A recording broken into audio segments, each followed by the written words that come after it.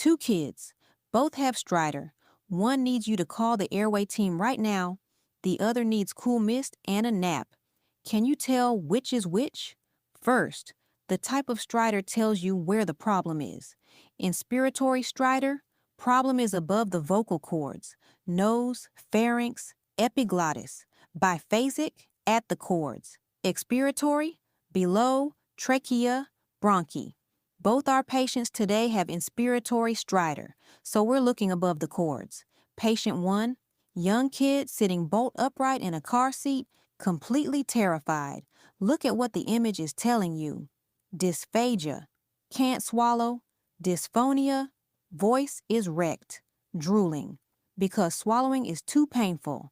And that toy dinosaur, labeled distress. That's the 4th D.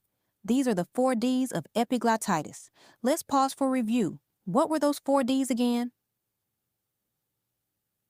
Drooling, dysphagia, dysphonia, distress, all from the big E. And that thumbs up, thumbprint sign on lateral neck x-ray. This kid's airway is closing. Don't look in the throat. Don't agitate them. Call the Airway team. Now, patient 2, why is this character a seal? Because croup sounds like a seal barking. Parainfluenza virus inflames the subglottis, and that's your pathognomonic seal bark cough.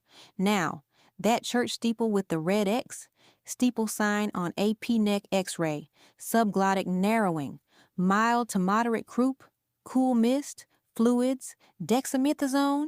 See that EPI box? Racemic epinephrine, severe cases only. And since H-flu vaccines, epiglottitis is rare. Croup is your go-to now.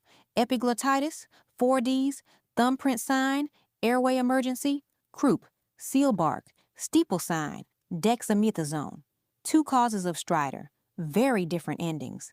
Invader ZiNBME comics, high yield, every time. From one student to another, Dr. MeRu out.